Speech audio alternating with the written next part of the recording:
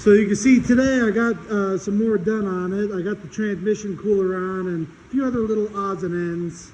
Still hoping this temperature gauge still clears it, you know, because even if I put an adapter on here, it's not going to read quite the right temperature. If worst case scenario, I could probably wire up this temperature sensor to Sneaky Pete, but that's later on.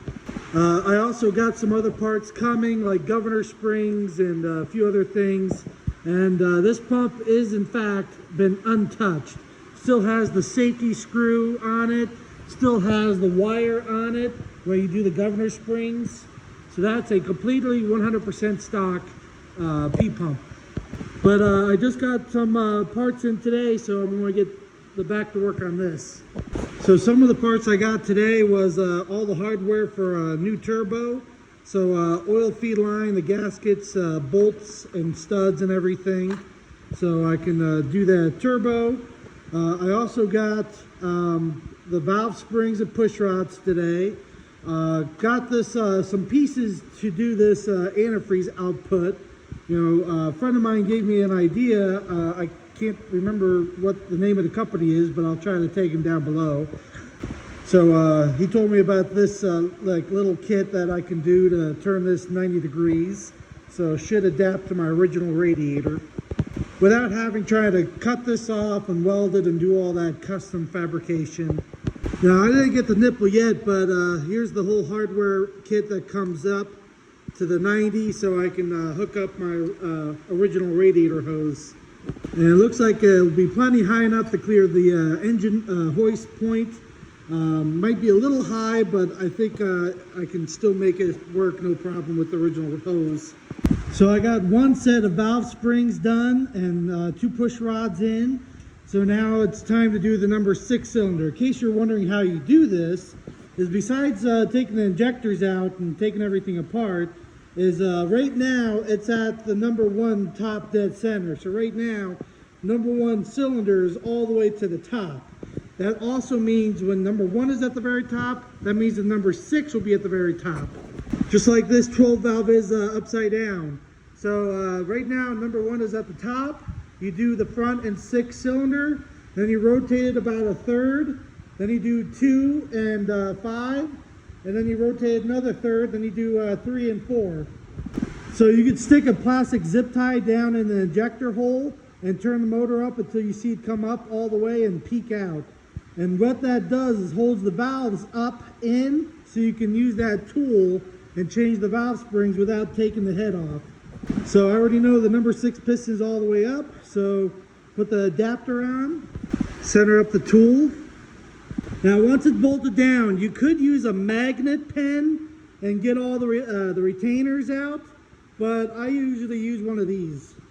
It makes me kind of feel like a Cummins doctor, you know, to grab each piece out, you know, like pulling the shrapnel out. And then you release the tool. And then you can remove the valve springs. I'll just save them for later. And I'm going to just throw the push rods in now. Once you get enough practice with this, you can feel where it goes. You pull on a little bit, you feel suction. You know it's on the tappet. And you can also look down in there with a light to make sure it's in the tappets properly. Now a lot of you are wondering why I'm not changing out the valve guide seals. Is because I'm not planning on going over 60 pounds of boost. Because these factory seals will handle that factory boost pressure. All I need to do is just add tension on the springs. That's what those are for. Now, if you're going to go over, let's just say 80 fat, then you would need stronger valve springs and stronger valve guide seals, and you got to do it all up. Make sure they're pushed down nice and secure against the head so they sit pretty much flat and level. So you'll have to probably move these around so they line up a little bit. Now if they're not staying aligned with the holes, you can add some tension on this, and then you can move these by hand until you get them all lined up. Now you can start cranking, but you got to make sure the valves line up with the end caps. Once you get them started up in, then you don't have to worry about them. Now you can crank it down all the way. So I'm not using my original retainers, because these caps could have a different taper on them and they could be a little worn out. So that's why I'm going to use the new hardware that comes with it. And now I'm going to put them all into place.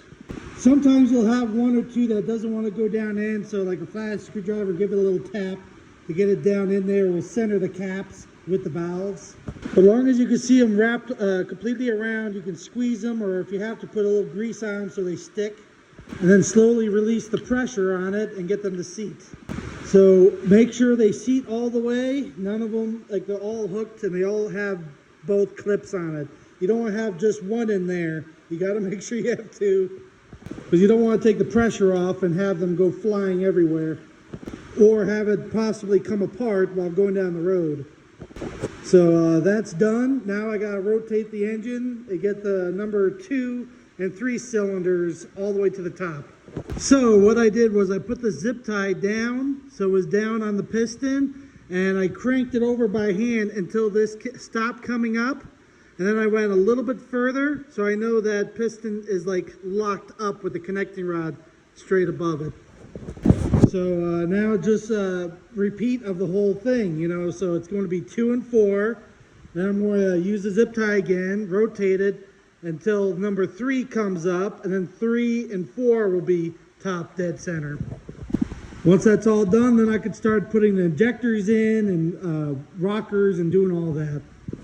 Now that's all done, I can start putting the rest of it back together. Well, I got the injectors all in and got all the rockers done. I also adjusted all the rockers since they all had a lot of play in them.